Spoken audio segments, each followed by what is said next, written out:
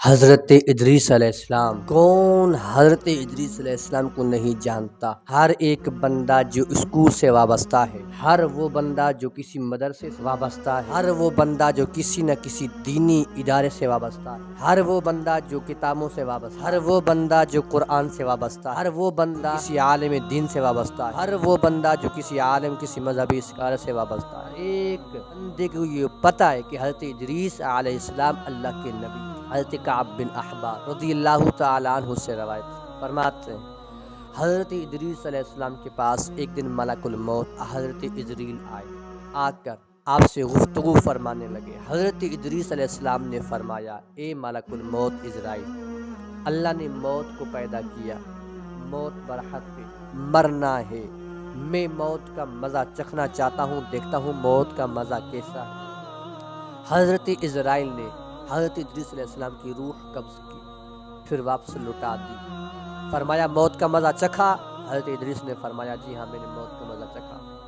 حضرت ادریس علیہ السلام نے فرمایا مجھے اللہ تعالیٰ کا خوف ہے، میں اللہ تعالیٰ سے ڈرتا ہوں، اللہ تعالیٰ کے عذاب سے ڈرتا ہوں، آپ مجھے جہنم کی طرف لے چلیں، میں جہنم سے گزرنا چاہتا ہوں، گزرنے کے بعد اللہ کا عذاب دیکھوں گا، میرے دل کے اندر اور خوف پیدا ہوگا۔ عزیزان محتشم، ملک الموت نے حضرت ادریس علیہ السلام کو جب جہنم کی طرف لے گئے، جہنم کا دروگا جہنم کا دروازہ کھولا، کھولنے کے بعد حضرت ادریس اور حضرت ملک الموت علیہ السلام جہنم سے گزرے۔ گزرنے کے بعد پھر حضرت ادریس علیہ السلام نے فرمایا، اے ملک الموت، اللہ تعالیٰ نے جنت بھی بنائی، اس کے اندر نعمتیں بھی ہیں، میں جنت کی نعمتیں دیکھنا چاہتا ہوں اور اللہ کا شکر بجا لانا چاہتا ہوں۔ جب حضرت ادریس علیہ السلام کو جنت کی طرف لے گئے، جنت کے اندر پہنچ، ملک الموت نے کچھ دیر بعد فرمایا، اے اللہ کے نبی ادریس، آپ زمین پر چلیں، آپ اپنا کام کریں، مجھے آپ اپنا کام کریں۔ اللہ کے نبی حضرت ادریس نے فرمایا میں جنت سے کہیں نہیں جاؤں گا، کہ میرے رب نے فرمایا کل نفس ذائقۃ الموت، ہر نفس کو موت کا مزہ چکھنا ہے، میں نے موت کا مزہ چکھا؟ کہاں آپ نے چکھا؟ اس کے بعد حضرت ادریس نے فرمایا، اللہ تعالیٰ فرماتا ہے وَإِن مِّنكُمْ إِلَّا وَارِدُهَا، ہر ایک بندہ جہنم سے گزرے گا، میں جہنم سے گزرا؟ جی ہاں آپ گزرے۔ اللہ نے فرمایا وَمَا هُم مِّنْهَا بِمُخْرَجِينَ، ہر وہ بندہ جو جنت میں پہنچ جائے گا وہ جنت سے کہیں نہیں جائے گا، خالدین فیہا ابدا، ہمیشہ اسی میں رہے گا۔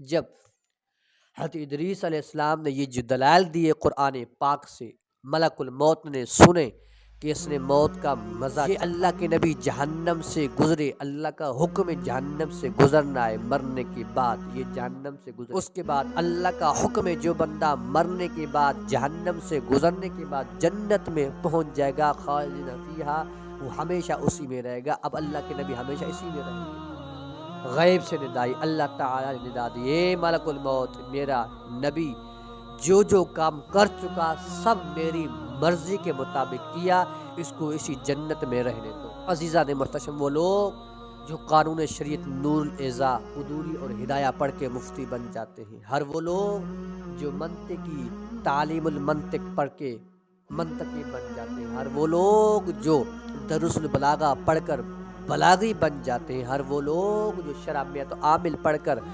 ترکیبی مفتی بن جاتے ہیں، ہر وہ لوگ جو صرف و نحو پڑھ کر نحوی صرفی مفتی بن جاتے ہیں، وہ لوگ جو ادھورے عالم 2-3 سال پڑھنے کے بعد تقریر کا فن آتا ہے، اس کے بعد وہ لوگ کریم آقا علیہ الصلوۃ والسلام کے بعد میرے نبی پاک کی ذات کے لیے اور دیگر انبیاء کرام کی ذات کے لیے ایسے نقص، ایسے الفاظ جن کے اندر تنقیص ہوتی ہے، وہ الفاظ پائے جاتے ہیں، ان کی شان کے اندر تنقیص کرتے ہیں، نقص کرتے ہیں، ان کی شان میں کمی کرتے ہیں۔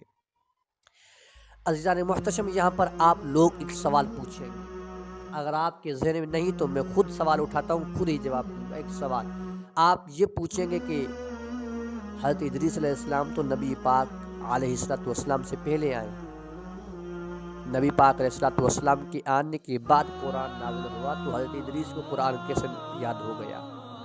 میں آپ کو بات بتا دوں کہ جس طرح اللہ تعالیٰ قدیم ہے، اللہ تعالیٰ کا کلام بھی قدیم ہے، پہلے سے لوح محفوظ میں محفوظ ہے، دوسری بات، نبی کو کہتے ہیں، نبی کس کو؟ نبی کہتے ہیں غیب جاننے والے کو۔ اب قرآن پاک لوح محفوظ پر لکھا ہوا تھا، حضرت ادریس غیب جاننے والے تھے، وہاں سے یاد کر لیا، دلائل دے کر آج بھی جنت میں اندر موجود ہے جو آسمان پر۔ ہر اللہ کا نبی غیب کا علم جانتا ہے اللہ کی عطا سے۔ اللہ نے جو عطا کیا، اللہ نے جو انہیں دے دیا، اللہ تعالیٰ نے جب نبی کو علم دیے، علم دو طرح کے دیے، ایک وہ علم جو لوگوں کو بتائے، ایک وہ علم جو ضرورت کے وقت لوگوں کو بتائیں۔